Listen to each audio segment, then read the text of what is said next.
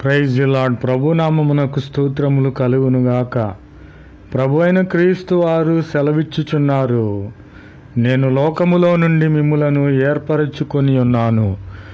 లోకము అనగా వ్యభిచారము, విగ్రహారాధన, పాపము, నరహత్యలు, ఈర్ష్య, అసూయ, కక్షలు, క్రోధములు, ధనాపేక్ష, మద్యపానాసక్తి అనునవే. ఇటు పాపములో నుండి, ఇటు లోకములో నుండి ప్రభు అయిన క్రీస్తు వారు మనలను పైకి లేవనెత్తి నరకానికి పాత్రులుగా ఉన్న మనలను తన కుడి పార్శ్వమందు కూర్చుండబెట్టుటకై మనలను ప్రభు అయిన క్రీస్తు వారు ఏర్పరచుకొని ఉన్నారు. కాబట్టి మనము ప్రభువు వారికి తగినట్లుగా ఆయనను పోలి జీవించాలి. ఎందుకంటే ఈ లోకములో నుండి పైకి లేవనెత్తు వారు ఎవరూ లేరు.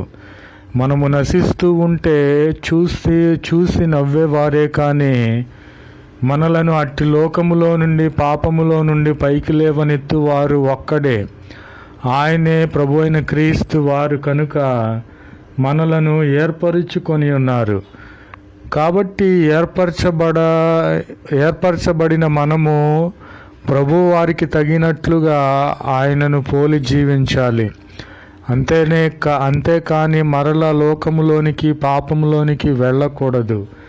మనము ఏర్పరచబడి ఉన్నాము కనుక ఏది చేయాలో అది మాత్రమే చేయాలి, ఏది చేయకూడదు అవి చేయకూడదు. ప్రభు యొక్క ఆజ్ఞలను మనము అనుసరించాలి.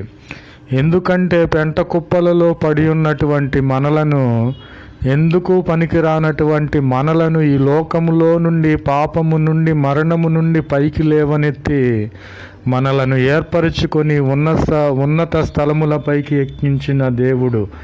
ప్రభునామమునకు స్తోత్రములు కలుగునుగాక. అలాగునే యేసు రక్తము మన ప్రతి పాపము నుండి మనలను పవిత్రులుగా చేయును. ప్రభునామమునకు స్తోత్రములు కలుగునుగాక. యేసు రక్తము ప్రతి పాపము నుండి మనలను పవిత్రులుగా చేయను. ఇదే వాక్యము ఆయా గ్రంథములలో వ్రాయబడి ఉన్నది. ఎవడైతే పరిశుద్ధుడై కళంకము లేని వాడై పవిత్రత కలిగిన వాడు తన రక్తమును చిందిస్తాడో వాడే నిజమైన దేవుడని. అలాగు చేసినది చరిత్రలో యేసు క్రీస్తు తప్ప ఎవరు లేరు. కనుక యేసు రక్తము, ఆయన కల్వరి సిలువలో మన కొరకు రక్తమును చిందించి ఉన్నాడు. మోయలేని భారమును, మన భారములు, మన వ్యభిచార క్రియలు, విగ్రహారాధన, పాపమంతయు కూడా ఆయన మోసి ఉన్నాడు. ఆయన మోయకపోతే, మన కొరకు తన రక్తమును చిందించకపోతే మనమందరము చనిపోయేటువంటి వారము. మీరు పురాణాలను, గ్రంథాలను ఒకసారి తర్కించండి, పరీక్ష చేయండి. అందులో వ్రాయబడి ఉన్నది, ఎవడైతే తన యవ్వన రక్తమును చిందిస్తాడో వాడే నిజమైన దేవుడు. అట్టి రక్తము సకల కోటి ప్రాణుల యొక్క పాపమంతటిను తుడిచివేసి వారికి జీవమునిచ్చేదిగా ఉంటుందని. అట్టి జీవమునిచ్చిన దేవుడు, అట్టి రక్తము కలిగిన దేవుడు ప్రభు అయిన క్రీస్తు వారే. కాబట్టి మనము ఆయన రక్తము చేత మన పాపములను తొలగించుకొని ఉన్నాము. కనుక మనము పవిత్రులుగా ఉండాలని, అట్టి పవిత్రతను కాపాడుకోవాలని ప్రభు అయిన క్రీస్తు వారు తెలియపరుచుచున్నారు. ప్రభునామమునకు స్తోత్రములు కలుగునుగాక. ఆమేన్. కాబట్టి ప్రభు అయిన క్రీస్తు వారు సెలవిచ్చుచున్నారు, నా శరీరము నిజమైన ఆహారము, నా రక్తము నిజమైన పానీయమునై ఉన్నది.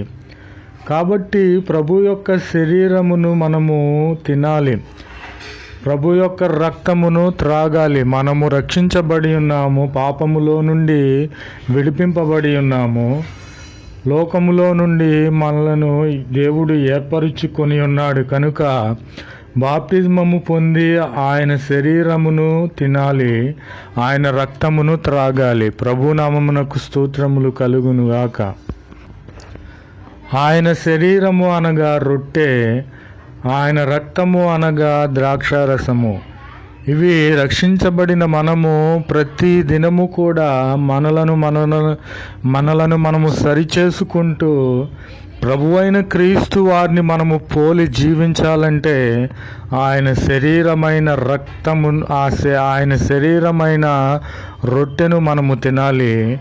ఆయన రక్తమైనటువంటి ద్రాక్షారసమును మనము తాగాలి. ఎవడైతే దేవుని యొక్క శరీరమును తిని రక్తమును త్రాగుతాడో వాడు నిత్య జీవము కలవాడు. ప్రభునామమునకు స్తోత్రములు కలుగును గాక. కాబట్టి లోకములో నుండి మనము ఏర్పరచబడి ఉన్నాము.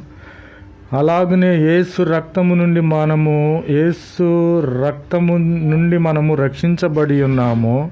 మన పాపములన్నీ తొలగిపోయి ఉన్నది. కాబట్టి ఆయన శరీరమును ఆయన రక్తమును త్రాగాలంటే మనము ఏ విధమైనటువంటి అర్హత కలిగి ఉండాలి? వ్యభిచరించకూడదు, పాపము చేయకూడదు, విగ్రహారాధన చేయకూడదు, నిన్ను వలె నీ పొరుగు వారిని ప్రేమించాలి. అలాగునే ధనాపేక్ష ఉండకూడదు, ఈర్ష్య, అసూయ, కక్షలు, క్రోధములు ఉండకూడదు, నరహత్యలు ఉండకూడదు. నీవు తిండిబోతువైన ఎడల నీ యొక్క కంఠమునకు కాపు కాసుకోవాలి.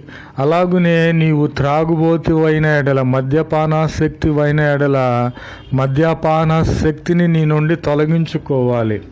ఇవన్నీ చేసిన ఎడల దేవుని యొక్క శరీరమును మనము తిన్నట్లయితే, దేవుని యొక్క రక్తమును మనము త్రాగినట్లయితే నిత్య జీవమునకు వారసులుగా ఉంటామని ప్రభువైన క్రీస్తు వారు తెలియపరుచుచున్నారు.